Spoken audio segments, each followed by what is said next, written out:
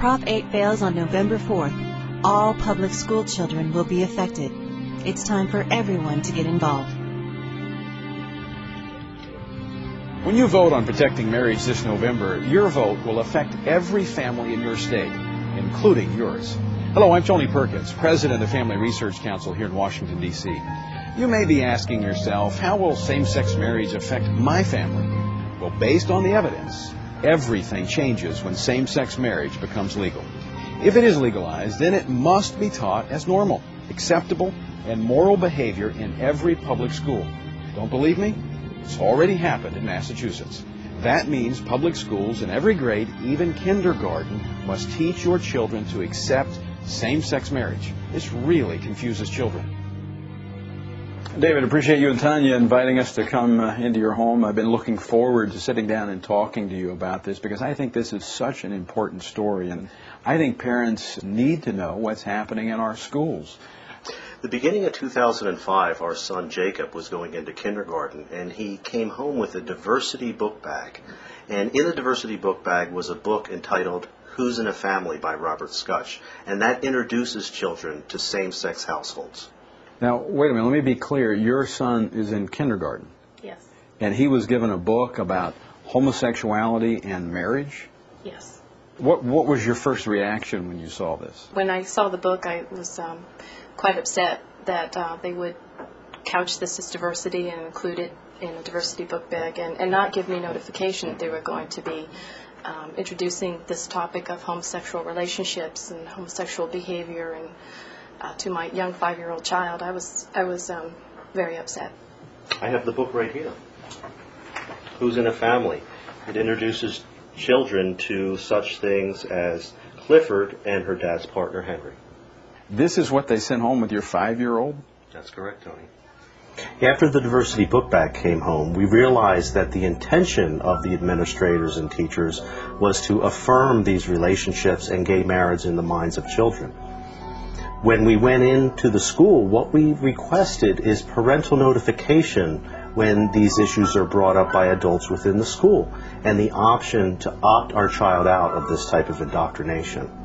Said we didn't think, number one, it was appropriate to discuss that with our 5-year-old, and that if we ever felt it was necessary to have that discussion with our son, we would choose the timing and the manner in which to discuss it with him.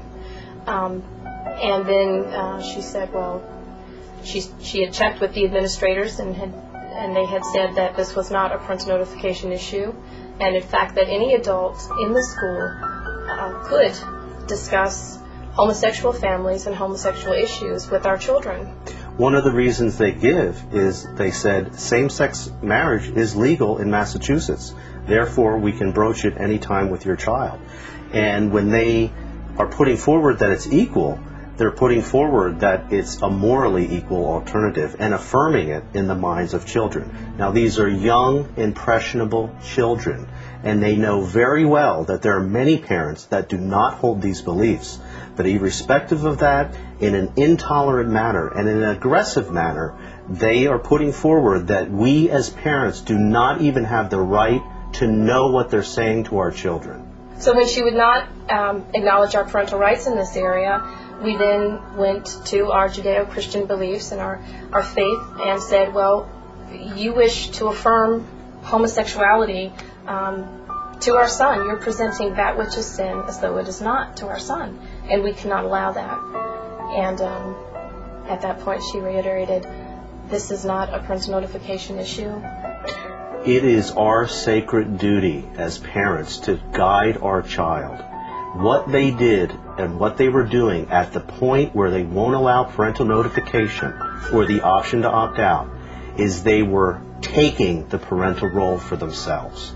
And they had no tolerance for the notion that parents have the right to be the primary directors of the child's upbringing and moral education.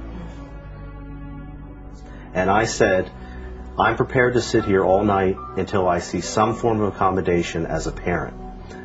To make a long story short, the accommodation they gave was to put me in handcuffs and send me to jail.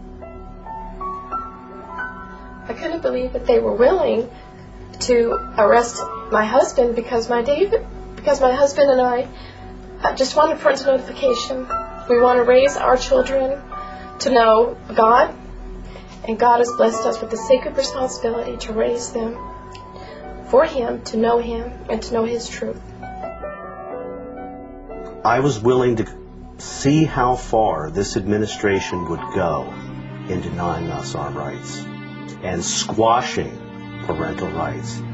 And they were willing to handcuff a father and send him to jail.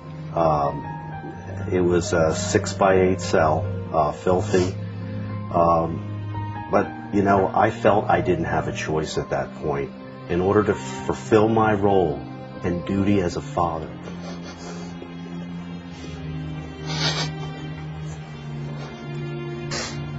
Parents need to stand their ground. If they intend to have a war over our parental rights, battling for the hearts, minds, and souls of our children, then let it begin here. Do you see the implications of same-sex marriage being legalized in your state? It affects every family and every child, including yours. Every household with children will find themselves dealing with same-sex marriage discussions with their kids. So, when you cast your vote this November, know the full implications of the legalization of same-sex marriage.